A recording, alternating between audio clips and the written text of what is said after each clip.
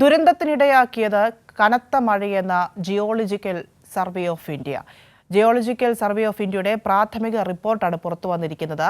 അപകട മേഖലയുടെ മലയോര മേഖലകൾ അതീവ ഉരുൾപൊട്ടൽ സാധ്യത പട്ടികയിൽ. വിവരങ്ങളുമായി സുലേഖ ചേരുകയാണ്. സുലേഖ, എന്താണ് ജിയോളജിക്കൽ സർവേ ഓഫ് ഇന്ത്യ പറയുന്നത്? മുണ്ടക്കൈ ദുരന്തം, വയനാട് ദുരന്തം കേരളത്തിനെ ആകെ കണ്ണീരിലാഴ്ത്തിയ ഒരു സംഭവമാണ്. ഇത്തരത്തിൽ വലിയ രീതിയിലുള്ള ഒരു ദുരന്തമാണ് വയനാട് മുണ്ടക്കൈയിൽ സംഭവിച്ചിട്ടുള്ളത്. ഈ ദുരന്തത്തിന് ഇടയാക്കിയത് കനത്ത മഴയെന്നാണ് ജിയോളജിക്കൽ സർവേ ഓഫ് ഇന്ത്യയുടെ റിപ്പോർട്ട്, പ്രാഥമിക റിപ്പോർട്ട് പറയുന്നത്. ഈ സാഹചര്യത്തിൽ തന്നെ നമ്മൾ കാണേണ്ടത്, ഈ കനത്ത മഴയുണ്ടായിട്ടും കേന്ദ്ര കാലാവസ്ഥാ വകുപ്പിന്റെ മുന്നറിയിപ്പ് അത് വയനാട് വേണ്ട രീതിയിൽ ഉണ്ടായിട്ടില്ല എന്നുള്ള കാര്യം നമ്മൾ കാണേണ്ടതുണ്ട്. ഓറഞ്ച് അലേർട്ട് വരെ മാത്രമാണ് വയനാട്ടിൽ ഈ ദുരന്തം ഉണ്ടാകുന്നതിന് മുൻപ് ഉണ്ടായിരുന്നത്. ദുരന്തം ഉണ്ടായതിനു ശേഷമാണ് റെഡ് അലേർട്ടിലേക്ക് അതിതീവ്ര മഴ മുന്നറിയിപ്പ് കേന്ദ്ര കാലാവസ്ഥാ വകുപ്പ് വയനാട് ജില്ലയിൽ പ്രഖ്യാപിച്ചിരുന്നത്.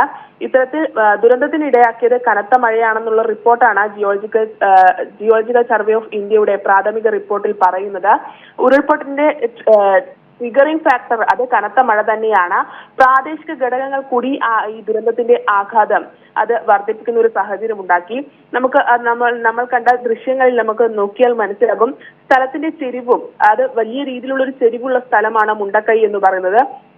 അതിനൊപ്പം തന്നെ മണ്ണിന്റെ ഘടനയും ഇത് ാക്കുന്നതിനൊരു കാരണമായി മാറി എന്നാണ് ആ റിപ്പോർട്ടിൽ ജിയോളജിക്കൽ സർവേ ഓഫ് ഇന്ത്യ പറയുന്നത്. അപകട മേഖലയിൽ നേരത്തെയും 2018 മുതൽക്ക് ഇത്തരത്തിലുള്ള ഉരുൾപൊട്ടലുകൾ, ചെറുതും വലുതുമായ ഉരുൾപൊട്ടലുകൾ ഉണ്ടായിരുന്നു. ഈ മുണ്ടക്കൈ ഉരുൾപൊട്ടലിൽ 7 കിലോമീറ്റർ ദൂരത്തോളം അവശിഷ്ടങ്ങൾ ഒഴുകി എന്നുള്ള കാര്യം കൂടി ഈ റിപ്പോർട്ടിൽ പറയുന്നുണ്ട്. കൂറ്റൻ പാറക്കഷ്ണങ്ങളും മണ്ണും ചെളിയും വലിയ വേഗത്തിൽ ഒഴുകിയെത്തി എന്നുള്ള ഒരു കാര്യം കൂടി റിപ്പോർട്ടിൽ പറയുന്നുണ്ട്.